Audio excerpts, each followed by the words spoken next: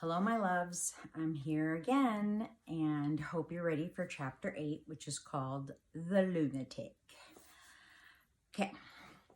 Once we were well on the road out of Illinois, Graham said, "Go on with Phoebe. What happened next?" "Do you want to hear about the lunatic?" "Goodness," Graham said, "as long as it's not too bloody. That Phoebe is just like Gloria. I swear, a lunatic. Imagine."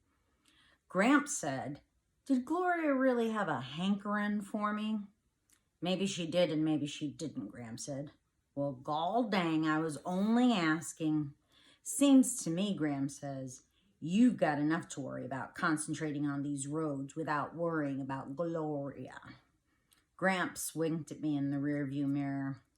"I think our gooseberry is jealous," he said. "I am not," Graham said. "Tell about Phoebe, chickabiddy."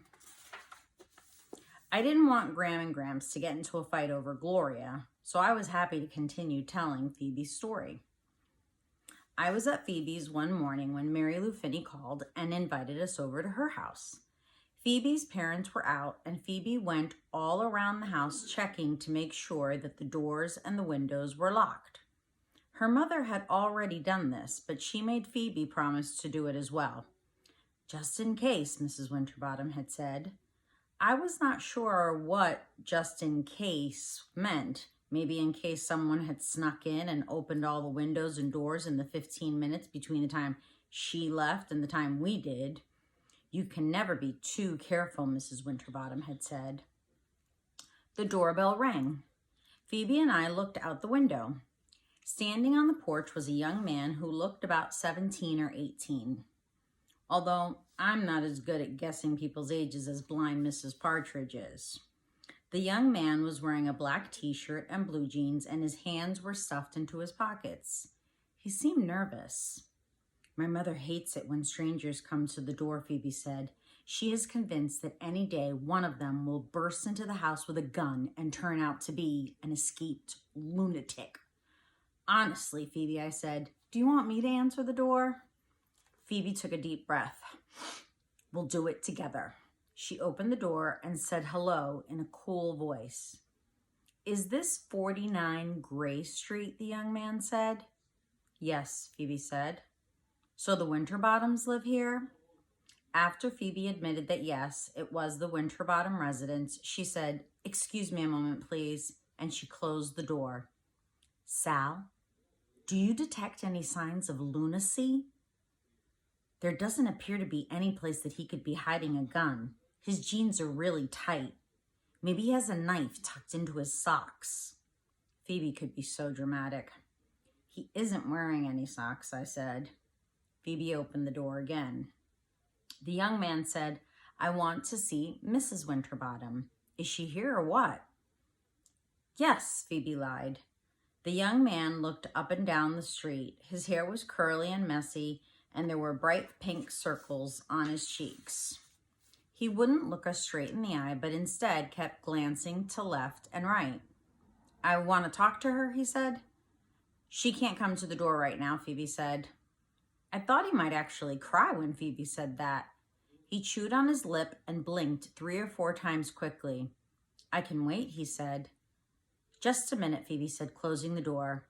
She pretended to look for her mother. "Mom," she called. "You!" She went up the stairs, thumping loudly on the steps. "Mother!"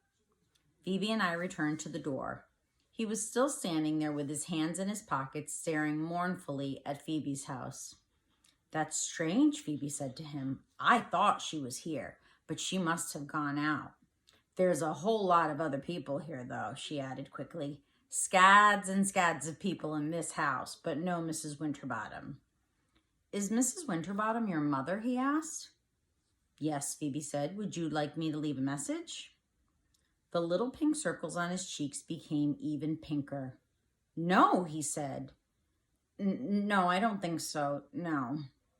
He looked up and down the street and then up at the number above the door. "What's your name?" "Phoebe." He repeated her name, Phoebe Winterbottom. I thought he was going to make a joke about her name, but he didn't. He glanced at me. "Are you a Winterbottom too?" he asked. No, I said, I'm a visitor. And then he left. He just turned around, walked slowly down the porch steps and on down the street. We waited until he had turned the corner before we left. We ran all the way to Mary Lou's. Phoebe was certain that the young man was going to ambush us. Honestly, like I said, she has a vivid imagination. And that's the end of chapter 7. Did anybody notice the name of the street that they live on? Gray Street. Do you remember when Sal was describing their arrival to Euclid and how she said in front of each house was a tiny square of grass, and in front of that was a thin gray sidewalk running alongside a gray road, and now the street is called Gray Street? I think it's to contrast the fact that she's a country girl at heart, like she said, and there was so much green on the farm, and this place is obviously so unlike that.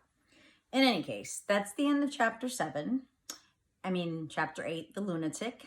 And I will be back tomorrow with the first of 4 messages that the Winterbottoms are going to receive.